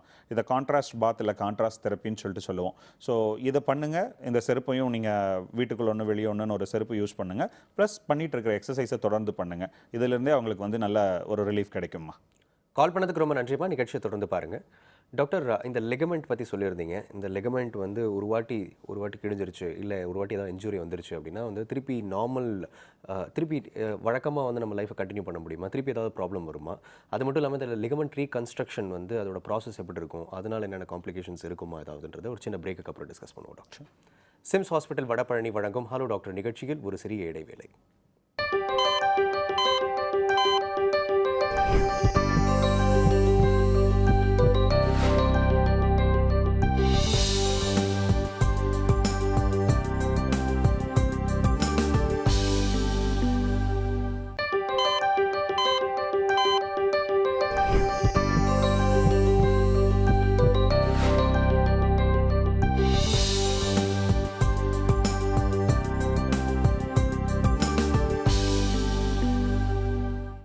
Welcome back to SIMS hospital Vadapalani வழங்கும் ஹலோ டாக்டர். டாக்டர், இந்த லெகமெண்ட் வந்து ஒரு வாட்டி ஏதாவது ப்ராப்ளம் ஆயிடுச்சு அப்படின்னா வந்து திருப்பி நார்மல் ஆகிறதுக்கு வாய்ப்பு இருக்கா டாக்டர்? நார்மல் ஆகிறதுக்கு கண்டிப்பாக வாய்ப்புகள் இருக்குது. சரிங்களா. இப்போ இந்த மாதிரி லெகமெண்ட் இன்ஜுரி ஆகிறவங்களுக்கு வந்து என்ன ட்ரீட்மெண்ட், அந்த லெகமெண்ட் ரீகன்ஸ்ட்ரக்ஷன் அப்படிங்கிறது வந்து பார்த்திங்கன்னா ஒரு ஆர்த்ரோஸ்கோப்பிக்காக செய்யக்கூடிய ஒரு சர்ஜரி தான். ஓகே. அதாவது வந்து முதல்லாம் வந்து அதை ஓப்பன் பண்ணிட்டு இருந்தாங்க. இப்போ வந்து அட்வான்ஸ்மெண்ட்ஸ்னால வி டூ இட் ஆர்த்ரோஸ்கோபிக்லி. ஆர்த்ரோஸ்கோப்பின்னா என்னென்னா 2 சின்ன துளை போட்டு அதில் டெலிஸ்கோப் வழியாக பார்த்துட்டே பண்ணக்கூடிய சர்ஜரி தான். ஸோ இந்த சர்ஜரிக்கு அப்புறம் பார்த்தீங்கன்னா they will be able to return to என்னது நியர் நார்மல் ஃபங்க்ஷன் சீக்கிரமாகவே. ஏன்னா வந்து இது ஓப்பன் பண்ணாததுனால அவ்வளோ வலி இருக்காது, ஹீலிங் சீக்கிரமாக இருக்கும். அவங்களுக்கு வந்து ரிட்டர்ன் டு ஒர்க், அவங்க செய்யக்கூடிய வேலைக்கு ஆஃபீஸுக்கு எதுக்கும் போகிறதும் வந்து சீக்கிரமே ஒரு வித்தின் 2 வீக்ஸே போயிட முடியும். அதே மாதிரி வந்து அந்த ஃபிசியோதெரப்பி, அந்த பிரேசிங் அதெல்லாம் வந்து இந்த சர்ஜரிக்கு அப்புறம் ஒரு 2 வாரம் பிரேஸ் போட்டுட்ருக்கிற மாதிரி இருக்கும். அதுக்கப்புறம் அதுக்குண்டான எக்ஸசைசஸ் செய்கிற மாதிரி இருக்கும். அதெல்லாம் பண்ணுறப்ப வந்து they will be able to return to their near normal status. இது வந்து லெகமெண்ட் ரீகன்ஸ்ட்ரக்ட் பண்ணிக்கிறாங்களே அவங்களுக்கும் இது ஒத்து போகுமா டாக்டர்? இந்த மாதிரி அவங்களும் சீக்கிரம் ரெக்கவர் ஆக முடியுமா? அதான் சொல்கிறேன். ஆர்த்ரோஸ்கோபிக் சர்ஜரி மூலமாக லெகமெண்ட் ரீகன்ஸ்ட்ரக்ஷன் பண்ணிக்கிறப்போ நம்ம வந்து நார்மல் ஃபங்க்ஷனுக்கு சீக்கிரமே வந்துட முடியும். வந்து they will be returning to normal. Okay doctor. ஜென்ரலாக சம்டைம் வந்து யாருக்காவது வந்து ஆக்சிடென்ட் ஏதாவது ஆகிடும். அந்த ஆக்சிடென்ட் ஆனதுக்கப்புறம் ஜென்ரலாக போய் ஸ்கேன் பார்ப்பாங்க ஏதாவது ப்ராப்ளம் இருக்கா இல்லையான்னு சொல்லிட்டு. இப்போ ஸ்கேன்ஸில் வந்து எதுவுமே ரிசல்ட் எதுவும் காட்டலை, எந்த ஒரு ப்ராப்ளமும் காட்டாமல், பட் இருந்தாலும் அவங்களுக்கு ஒரு பெயின் உள்ள ஃபீல் பண்ணிகிட்டே இருக்கிறதுக்கு காரணம் என்ன இருக்கும் டாக்டர் மேக்ஸிமம்? ஓகேங்க. இதுவும் ஒரு காமனான பிரச்சனை தான். ஏதாவது அடிபட்டு இருந்திருக்கும், அப்போ போய் ஒரு எக்ஸ்ரே எடுத்து பார்த்துருந்துருப்பாங்க. அதில் எலும்பில் எதுவும் அடி இல்லை அப்படின்னு சொல்லிட்டு என்ன சொல்கிறது, ஒரு மருந்து மாத்திரைகளும் எக்ஸசைசஸ் மட்டும் சொல்லி கொடுத்து அனுப்பியிருப்பாங்க. அதுக்கப்புறம் பார்த்தாங்கன்னா ஒரு 1 month 1.5 months நல்லா இருப்பாங்க. அதுக்கப்புறம் பார்த்தா நடக்கிறப்போ வேலை செய்கிறப்பெல்லாம் முட்டுக்குள்ளே வந்து ஏதாவது பிரச்சனை இருக்கும் அப்படின்னு சொல்லிட்டு ஒரு அன்கம்ஃபர்டபுள்னஸோட காமனாக வருவாங்க. ஸோ அப்படி இருக்கிறவங்களை வந்து கிளினிக்கலாக நம்ம எக்ஸாமின் பண்ணி பண்ணி பார்க்கணும். நிறைய நேரம் என்ன ஆகும்னா அந்த அடிபட்டுறப்போ வந்து நம்ம வந்து எலும்பு மட்டுமே யோசிச்சுட்டு இருப்போம், எதுவும் அடிபட்டுருச்சான்னு சொல்லிட்டு. அப்போ உள்ளே இருக்கிற அந்த ஜவ்வில் இருக்கக்கூடிய அடிகளை எல்லாம் நம்ம மிஸ் பண்ணுறதுக்கு வாய்ப்புண்டு. அதாவது வந்து லெகமெண்ட்டோ மெனிஸ்கஸோ அதில் இருக்கிறது. ஸோ அதுதான் வந்து நம்மளுக்கு எக்ஸ்ரேல தெரியாது. அதனால் என்ன ஆகும்னா நம்மளுக்கு அந்த லெகமெண்ட்டோ அந்த மெனிஸ்கஸோ இன்ஜுரி இருக்கிறத மிஸ் பண்ணிடும். பட் அது நம்ம அன்றாட வேலைகள் செய்யும்போது அது வந்து ஒரு கான்ஸ்டன்ட் பாதிப்பை ஏற்படுத்திட்டு இருக்குமா இருக்கும். அப்படி இருக்கிற பட்சத்தில் நம்ம வந்து ஒரு எம்ஆர்ஐ ஸ்கேன் எடுத்து ஃபஸ்ட்டு கிளினிக்கலாக பார்க்கணும். கிளினிக்கலாக பார்க்குறப்பவும் நம்மளுக்கு அந்த ஒரு பிரச்சனை இருக்குது அப்படின்னு தெரியறப்போ அடுத்து எம்ஆர்ஐ ஸ்கேன் எடுத்து பார்ப்போம், அந்த உள்ளே இருக்கிற லிகமெண்ட்டோ இல்லை அந்த மெனிஸ்கஸோ எப்படி இருக்குன்னு சொல்லிட்டு. ஸோ அந்த எம்ஆர்ஐ ஸ்கேனில் வந்து நம்மளுக்கு அதை பற்றி ஒரு ஐடியா கிடைக்கும், என்ன இருக்குது எதுன்னு சொல்லிட்டு. ஸோ அதில் ஏதாவது பிரச்சனை இருந்ததுன்னு சொன்னால் அதற்கு தகுந்த மாதிரியான ட்ரீட்மெண்ட் பண்ண வேண்டிய தேவை ஏற்பட வேண்டும். ஓகே டாக்டர், காலர் இருக்காங்க, பார்த்துடலாம். ஹலோ டாக்டர், வணக்கம். Hello sir. வணக்கம், எங்கேருந்து பேசுகிறீங்க சார்? சார் நான் பொள்ளாச்சியிலேருந்து கூப்பிட்றேன் சார். உங்கள் சந்தேகம் என்னன்னு சொல்லுங்கள் சார் டாக்டர் கிட்ட. சார் சொல்லுங்கள் சார். இப்போ நான் ஒரு 4 வருஷத்துக்கு முன்னாடி முட்டியில் அடிபட்டுருங்க சார். சரிங்க. முட்டியில் அடிபட்டு ஜவ்வு கட் ஆயிட்டு அப்படின்ட்டாங்க. அந்த மெயின் ஜவ்வு இருக்குமா சார், பேலன்ஸ் பண்ணுற ஜவ்வு. ஆமாங்க. அது கட் ஆயிட்டு அப்படின்னாங்க. சரிங்க. அப்புறம் 2வது ஆப்ரேஷன் பண்ணியாச்சு சார். சரிங்க. ஆப்ரேஷன் பண்ணி கிட்டத்தட்ட 1 வருஷமா என்னால் நடக்க முடியாம அப்படி பெட்லேயே இருந்தேங்க. ஓகேங்க. அப்படியே மெல்ல மெல்ல வாக் பண்ணி இப்போ ஓரளவுக்கு நடக்கிறேன் சார். நல்லாவே நடக்கிற ஓடுறாலும் பிரச்சனை இல்லை. இப்போ என்ன தெரியுமா சார், உட்கார்ந்தா முட்டியில ஒரு நறுநறு ஒரு சவுண்டு, அந்த ஒரு மொறுமொறுப்பு சவுண்டு வருது சார். அதே மாதிரி உட்கார்ந்தா 2 நிமிஷம் உட்கார முடியாது இல்லை. அது என்ன ரீசன் ஆகுதுங்க சார்? சரிங்க. அப்போ அதே மாதிரி முட்டிக்கு பின்னாடி பயங்கரமா பெயின் ஆகுதுங்க. ஃபுல்லா அந்த ரவுண்ட் ஃபுல்லா முட்டி ஃபுல்லா ரவுண்டாவே பெயின் ஆகுது. ஓகேங்க. இது என்ன சர்ஜரி பண்ணிக்கிட்டீங்க சார்? அந்த ஜவ் மெயின் ஜவ் இருக்குமா சார், அந்த பெருக்க குடும்பத்தோட ஜவ் இருக்கு சொன்னாங்க, இருக்குமா சார்? சரிங்க. அது கட் ஆயிடுச்சுங்க. சரி. கரெக்டா அடிபட்டு கட் ஆயிடுச்சு. சரி. அது வந்து எம்ஆர்ஐ ஸ்கேன் எடுத்து டாக்டர் சஜஸ்ட் பண்ணி இல்ல அதை வச்சு ஸ்க்ரூ பண்ணிட்டாங்க அப்படியே டோட்டலா. சரி. ஓகே. நடக்கிற மாதிரி ஸ்க்ரூ பண்ணியாச்சு சார். ஸ்க்ரூ பண்ணிட்டீங்கன்னா ஒரு வருஷமா அப்படியே மெல்ல நடக்காம இருந்து ஒரு வருஷம் உங்களை நடக்க வேண்டாம்னு சொன்னாங்களா இல்ல நீங்களே சர்ஜரி பண்ணுவாங்க? நடக்கும்னு சொன்னாங்க. ஃபுல்லா பெல்ட் போட்டாங்க சார். இந்த மேல இருந்து கீழே வரைக்கும் ஃபுல்லா பெல்ட் போட்டாங்க. சரி. பெல்ட் போட்டு ஒரு வருஷம் நடக்க மெல்ல நடந்து இப்போ ஒரு நாள் நல்லாவே நடக்கிற சார், ஒன்றும் பிரச்சனை இல்லை. ஓகேங்க. என்ன தெரியுமா சார், உட்கார்ந்தா 2 நிமிஷம் தான் உட்கார முடியாது, அதுக்கு உட்கார முடியாது. எத்தனை நாள் ஆச்சுங்க சர்ஜரி பண்ணி? 4 வருஷம் இருக்கு சார். 4 வருஷம் இருக்கு. சரி. ஓகே. அப்போ சர்ஜரிக்கு அப்புறம் உங்களுக்கு செய்ய சொல்லி கொடுத்த பிசியோதெரபி எல்லாம் ரெகுலரா பண்ணிட்டு இருந்தீங்களா? அதெல்லாம் பண்ணிட்டு இருந்தேன் சார். ஓஹோ. இப்போ எக்ஸசைஸ் பண்றீங்களா? நடக்கிறப்ப ஒண்ணும் இல்ல சார். நடக்கிறப்போ நிக்கிறப்போ ஒண்ணும் இல்ல சார். உட்கார்ந்தா 2 நிமிஷம் அவ்வளவு, அதுக்கு மேல உட்கார முடியாது. அதுக்கப்புறம் என்ன ஆகுது 2 நிமிஷத்துக்கு அப்புறம்? பெயின் ஆகுது சார். ஓஹோ. முட்டியினுடைய முன்பகுதியிலயா பின்பகுதியிலையா? 2 பக்கம் பெயின் ஆகுதுங்க. 2 பக்கமும் பெயினா இருக்கு. சரி. ஓகே. அதே மாதிரி உட்கார்ந்து எழுந்திருச்சா அந்த முறுக்குறச்சு ஒரு சவுண்ட் உள்ள புறப்படும் ஒரு சவுண்ட் உள்ள சார், அந்த மாதிரி சவுண்ட் வருது முட்டிக்குள்ள. சரிங்க. ஸோ அந்த முட்டி மடக்கி நீட்டுறப்ப அதுல சத்தம் வருது அப்படின்னு சொன்னா அந்த சத்தம் வலியோட வருதா வலி இல்லாம வருதான்னு பார்க்கணும். வலி இல்லை ஆனால் சத்தம் மட்டும் வருது அப்படின்னா அது பயப்பட தேவையில்லை. நிறையாவே ஒரு 100 பேர் எடுத்துகிட்டா ஒரு 30-40 பேருக்கு சாதாரணமாகவே மூட்டை மடக்கி நீட்டுறப்ப ஒரு சத்தம் வரலாம். அதுக்கு வலி இல்லை அப்படின்னு சொன்னால் அது பயப்பட தேவையில்லை. 2வது வந்து நீங்கள் உட்கார்ந்து எந்திரிக்கிறப்போ வந்து உங்களுக்கு பெயின் இருக்குது அப்படின்னு சொல்லி சொல்கிறீங்க.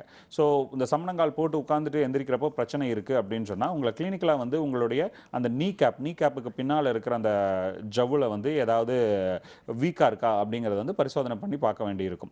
அப்படி அதில் ஏதாவது பிரச்சனை இருக்குது அப்படின்னு சொன்னால் முட்டியினுடைய முன்பகுதியில் இருக்கிற மசில்ஸ், குவாட்ரிசெப்ஸ் மசில்ஸ்ன்னு சொல்லுவோம், அதை பலப்படுத்துவதற்கான எக்ஸசைஸ் பண்ணணும் அப்படின்னு சொன்னால் உங்களுக்கு முட்டி வலியிலிருந்து ரிலீஃப் கிடைக்கிறதுக்கு வாய்ப்பு இருக்குங்க. கால் பண்ணதுக்கு ரொம்ப நன்றி சார். நெக்ஸ்ட் காலர் பார்க்கலாம் டாக்டர். ஹலோ டாக்டர், வணக்கம். ஹலோ டாக்டர், வணக்கம். அடுத்த காலர் இருக்காங்க டாக்டர். ஹலோ டாக்டர், வணக்கம். ஓகே, காலர்ஸ் இல்லைன்னு நினைக்கிறேன் டாக்டர். டாக்டர், இப்போ வந்து சர்ஜரி அப்படின்ற தேவை வந்து எப்போ முக்கியமாக நம்ம சர்ஜரி பண்ணியே ஆகணும் அப்படின்ற சுச்சுவேஷனில் வரோம் டாக்டர், மூட்டில் பொறுத்த வரைக்கும்?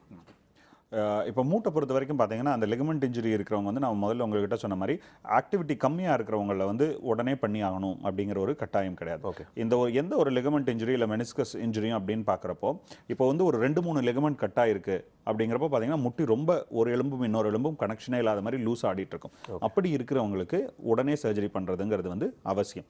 ஆனால் நிறையா நேரம் என்ன ஆகும்னா வந்து ஒரு லெகமெண்ட் அது மட்டும் கட் ஆகிருக்கும், இல்லை வந்து மெனிஸ்கஸுங்கிற அந்த ஜவ்வில் மட்டும் அடிபட்டோ இல்லை கிழிசல் இருக்கிறதுக்கோ வாய்ப்பு இருக்குது. ஓகே. அப்படி இருக்கிறவங்களுக்கு வந்து பார்த்தீங்கன்னா இந்த சர்ஜரி வந்து எப்போ பண்ணணும் அப்படின்னு சொல்லி கேட்டால் இந்த சர்ஜரி வந்து ஒரு எமர்ஜென்சி சர்ஜரி இல்லை, இன்றைக்கே பண்ணணும் இல்லை அடிப்பட்ட 1 வாரத்தில் பண்ணணும் 2 வாரத்தில் பண்ணணும்னு அது வந்து ஒரு எமர்ஜென்சி சர்ஜரி கிடையாது. பட் அவங்களுக்கு வந்து அந்த லிகமெண்ட் இல்லாததுனால முட்டு வந்து லூஸாக இருக்கிற மாதிரியும் ஒவ்வொரு தடவை அந்த படி ஏறி இறங்குறப்ப இல்லை அன்இவன் சர்ஃபேசஸில் நடக்கிறப்ப மூட்டில் வலியும் வீக்கமும் அடிக்கடி வரும் அப்படின்னு சொன்னால் அவங்க அந்த மூட்டை பரிசோதனை பண்ணி பார்த்துட்டு சீக்கிரம் இது பண்ணிக்கிறது நல்லது. ஏன்னு கேட்டால் அந்த லிகமெண்ட் இல்லாதப்ப என்ன ஆகும்னா நம்ம சமதளத்தில் நடக்கும்போது வந்து ஒன்றும் பிரச்சனை இருக்காது. அதே இது வந்து கொஞ்சம் குண்டு குழியுமான தரையிலையோ இல்லை கொஞ்சம் படி ஏறி இறங்குறதோ இதெல்லாம் நிறையா பண்ணுறப்ப என்ன ஆகும்னா அந்த ஒரு எலும்பு விட்டு இன்னொரு எலும்பு விலகி விலகி என்ன ஆகும்னா அந்த கார்டிலேஜ் இல்லை அந்த ஜவ்வு மேலே வந்து அடிபட்டுக்கிட்டே இருக்கும். ஸோ அந்த அடிபட்டுக்கிட்டே இருக்கிறதுங்கிறது வந்து அடிக்கடி நடந்ததுன்னா அது வந்து மூட்டுக்கு நல்லதில்லை. ஸோ அந்த மாதிரி சிம்டமேட்டிக்காக இருக்கிறவங்க வந்து சர்ஜரி வந்து ஏர்லியராக பண்ணிக்கிறது பெட்டர். பட் நான் முதல்ல சொன்ன மாதிரி அது வந்து ஒரு எமர்ஜென்சி சர்ஜரி கிடையாது. இப்போவே பண்ணணும் இல்லை ஒரு வாரத்தில் பண்ணணும் இல்லை ஒரு மாதத்தில் பண்ணணும். அவங்களுடைய சிம்டம்ஸை பொறுத்து அது அவங்களுக்கு எந்த அளவுக்கு பாதிப்பை ஏற்படுத்துதுங்கிறத பொறுத்து அதுக்கு தகுந்த மாதிரி ட்ரீட்மெண்ட் பண்ணிக்கணும். ஓகே டாக்டர், நிகழ்ச்சி அடுத்த காலர் இருக்காங்க, பார்த்துடலாம். ஹலோ டாக்டர், வணக்கம். ஹலோ வணக்கம், எங்கிருந்து பேசுறீங்கம்மா? ஈரோட்லேருந்து பேசுகிறேங்க. சொல்லுங்க சார், உங்க சந்தேகம் என்னன்னு டாக்டர் கிட்ட சொல்லுங்க. எனக்கு கால் மூட்டில் ஜவ்வு கிழிஞ்சிருக்கு. சொல்லுங்க. ஆப்ரேஷன் பண்ண சொல்லியிருக்காங்க. சரி. எனக்கு ஆப்ரேஷன் பண்ண கொஞ்சம் பயமா இருக்கு. அது பண்ண பின்னாடி கொஞ்சம் ஃபியூச்சர்ல ப்ராப்ளம் ஆகுமான இதா இருக்கு. இந்த ஆப்ரேஷன் பண்ணிக்கிறதுனால ஃபியூச்சரில் ப்ராப்ளம் வராதுங்க. பட் ஆப்ரேஷன் பண்ணிக்காமல் விட்டு தொடர்ந்து உங்கள் மூட்டில் இருக்கிற அந்த ஜவ்வு அடிபட்டுட்டே இருந்தது அப்படின்னு சொன்னால் அதனால மூட்டு தேய்மானம் வந்து நார்மலாக வருவதை விட கொஞ்சம் சீக்கிரம் வருவதற்கான வாய்ப்புகள் உண்டு. ஸோ சர்ஜரி பண்ணிக்கிறதுனால உங்களுக்கு ஒன்றும் பெரிய பாதிப்புகள் வராது. பட் சர்ஜரி பண்ணிக்காமல் இருந்தால் மூட்டு தேய்மானம் சீக்கிரம் வருவதற்கான வாய்ப்புகள் உண்டு. கால் பண்ணதுக்கு ரொம்ப நன்றி சார். அடுத்த காலர் பார்க்கலாம் டாக்டர். ஹலோ டாக்டர், வணக்கம். ஹலோ, வணக்கம் டாக்டர். வணக்கம், எங்கிருந்து பேசுறீங்க? நான் கோயம்புத்தூர்ந்து பேசுறேங்க டாக்டர். உங்க சந்தேகம் என்னன்னு சொல்லுங்கம்மா. சார், எனக்கு வந்துட்டு 10 வருஷம் முன்னாடி யூட்ரஸ் ரிமூவ் பண்ணியிருக்கேங்க டாக்டர். சரிம்மா. அப்ப நான் வந்துட்டு வேலை நிறைய செய்வேன். ஆனா அப்பெல்லாம் ஒன்றும் தெரியல. இப்ப வந்துட்டு வேலை நிறைய செய்யுதுன்னா இந்த முட்டுக்கு கீழே பயங்கரமா ஒரு ஃபீவர் வரும், அப்புறம் வலி எடுக்கும் டாக்டர். அது நான் வந்து பக்கத்துல டாக்டர் கன்சல்ட் பண்ணேன். சரி. அப்புறம் அவங்க பி காம்ப்ளெக்ஸ் இந்த டானிக் எல்லாம் எழுதி கொடுத்தாங்க டாக்டர். சரிம்மா. அப்புறம் அதெல்லாம் சாப்பிட்டுட்டு இருக்கேன். இப்போ வரைக்கும் கொஞ்சம் பரவாயில்ல. அது 3 மாசம் கண்டினியூ பண்ண சொல்லியிருக்காங்க டாக்டர். அது நான் இப்ப 2 மாசம் முடிச்சிட்டேன். சரிம்மா. அப்ப அதே கண்டினியூ பண்ணா போதுமா இல்ல வேற ஏதாவது ட்ரீட்மெண்ட் எடுக்கண்டு வருமா டாக்டர்? இல்லைம்மா, உங்களுக்கு இம்ப்ரூவ்மெண்ட் இருக்குது, 2 மாசமாக எடுத்துக்கிறீங்க, இம்ப்ரூவ்மெண்ட் இருக்குன்னா அதையே கண்டினியூ பண்ணுறதுமா சரியாக இருக்கும். கால் பண்ணதுக்கு ரொம்ப நன்றிப்பா. நெக்ஸ்ட் காலர் பார்க்கலாம் டாக்டர். ஹலோ டாக்டர், வணக்கம். சார், எங்க வீட்டுக்காருக்கு இந்த இடுப்புக்கு கீழே நடக்கவே முடியாது. சொல்லுங்க. இடுப்பு தொட சைடு நடக்கவே முடியாது சார். சரிம்மா, என்ன வயசாகுதுமா? 42 வயசு ஆகுது சார். ஓஹோ, எதுவும் அடி எதுவும் பட்டுதாம்மா? வலி எடுக்குது. கொஞ்சம் தூரம் கூட நடக்க முடியாது. நடந்தா தன்னறியாம கீழே விழுந்துருவார் சார், காலு பேலன்ஸ் இல்லாம. ஓஹோ, இதா எத்தனை நாளாக இருக்குமா? இது ஒரு 6 வருஷமா இருக்கு சார். இதுக்கு ஒன்றும் ட்ரீட்மெண்ட் பண்ணிக்கலாமா? அடிக்கடி விழுந்துடுறாரு பேலன்ஸ் இல்லாமன்னு சொல்கிறீங்க. இதுக்கு மருத்துவர்கிட்ட காமிச்சு எதுவும் ட்ரீட்மெண்ட் எடுத்துக்கலாமா? அவர் எந்த ட்ரீட்மெண்ட்டும் போக மாட்டேங்கிறாரு. அம்மா, நீங்கள் சொல்கிறத பார்த்தா அவர் அடிக்கடி விழுந்துடுறாரு அப்படின்னு சொன்னால் இது வந்து பிரச்சனை வந்து நரம்புகள்ல இருந்து இருக்கலாம், எலும்புல இருந்து இருக்கலாம், இல்லை வேறு ஏதாவது பிரச்சனையாக இருக்கலாமா? ஸோ வந்து 6 வருஷமாக இருக்குது அப்படின்னு சொன்னால் அதை காட்டி அதுக்கு தகுந்த மருத்துவம் எடுத்துக்கிறது தான்மா சரியானதாக இருக்கும். கால் பண்ணதுக்கு ரொம்ப நன்றிப்பா. நெக்ஸ்ட் காலர் பார்க்கலாம் டாக்டர். ஹலோ டாக்டர், வணக்கம். Hello sir. வணக்கம், எங்கிருந்து பேசுறீங்கம்மா? நாங்கள் செஞ்சிலேருந்து பேசுகிறோம் சார். உங்கள் டவுட் என்ன டாக்டர் கிட்ட கேளுங்கம்மா. Okay sir. Hello doctor, good morning doctor. Good மார்னிங்மா, சொல்லுங்க. டாக்டர், நாங்கள் செஞ்சிலேருந்து பேசுகிறோம். அப்பாவுக்கு வந்து 70 இயர்ஸ் ஆகுது. சரிம்மா. ஏப்ரல் மந்த் வந்து பாத்ரூம்ல இருந்து கீழே விழ போகிற நேரத்தில் விழ வேண்டாம்னு சொல்லிட்டு ஸ்டிஃபாக பிடிக்கும் போது லெஃப்ட் ஷோல்டரில் ஒரு சத்தம் மாதிரி ஒன்று வந்தது. சரிம்மா. அதுக்கப்புறம் மியாட்டில் ட்ரீட்மெண்ட் எடுக்கும் போது அவங்க டயக்னோஸ் பண்ணி மேசிவ் ரொட்டேட்டர் கப் டியர்னு சொன்னாங்க. சரிம்மா. சொல்லிட்டு ஆப்ரேஷன் பண்ணாங்க டாக்டர். சரிம்மா. 7th மந்த் பண்ணோம். ஷோல்டர் ஆர்த்தோஸ்கோபியா அந்த மாதிரி ஒன்று பண்ணாங்க. சரிம்மா. இப்போ வந்து ஒரு 1 மந்த்தா நல்லா தான் இருக்காங்க. ஆனா அந்த லெஃப்ட் ஷோல்டர் பண்ணதுக்கு அப்புறம் அது ஷோல்டர்ல அந்த முட்டில எதுவும் பெயின் இல்லைங்க டாக்டர். அதுக்கு கீழே வந்து நல்ல வலி வீங்கிடுது. அது என்ன பண்றதுன்னு தெரியல. எக்ஸசைஸ் பண்ண சொல்லிருக்காங்க, ஆர்த்தோ எக்ஸசைஸ்லாம். சரிம்மா. ஷோல்டருக்கு கீழே வீக்கமும் வலியும் வருதாமா? ஆமாங்க டாக்டர், ஆமாங்க டாக்டர். ஓஹோ, அது எப்படிமா எக்ஸசைஸ் பண்ணா அதிகமாகுதா கம்மியாகுதா? இல்ல, எக்ஸசைஸ் பண்ணா அதிகமாகுது. ஓஹோ, சரிம்மா. எக்ஸசைஸ் பண்ணா அதிகமாகுது.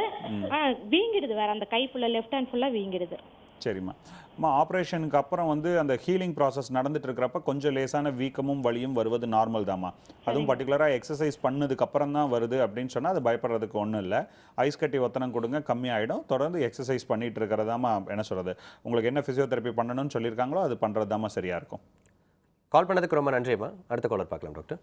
ஹலோ டாக்டர், வணக்கம். ஹலோ வணக்கம், எங்கேருந்து பேசுகிறீங்கம்மா? சார், நான் சுதா தாராபுரம்லேருந்து பேசுகிறேங்க சார். உங்கள் சந்தேகம் என்னன்னு கேளுங்க சுதா டாக்டர் கிட்ட. Sir, good morning sir. Good மார்னிங்மா, சொல்லுங்கள். சார், எனக்கு 34 இயர்ஸ் ஆகுதுங்க சார். சரிம்மா. நான் இப்போ மேலே, எங்கள் வீடு மேலே இருக்கு, ஸ்டெப்ஸ் ஏறி மேலே போகும்போது கால் வந்து இந்த நீல வந்து பெயின் இருக்குதுங்க சார்.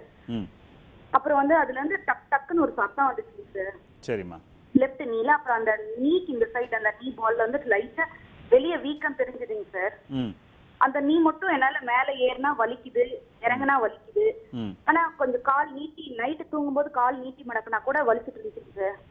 டாக்டர்கிட்ட காமிச்சதுக்கு ஒன்றும் இல்லை, பெயின் கில்லர் மாத்திரை மட்டும் கொடுத்துட்டு லேசரா ஏதோ ஒரே ஒரு நாள் ஒரு ஷாட் வச்சாங்க, அவ்வளவுதானுங்க சார். அப்புறம் எனக்கு அது தானாவே இப்ப சரியாயிருச்சுங்க சார். சரிம்மா. எனக்கா ஒரு டவுட் இருக்கு, நான் ஃபீட் பண்ணிட்டு இருக்கேனுங்க சார்.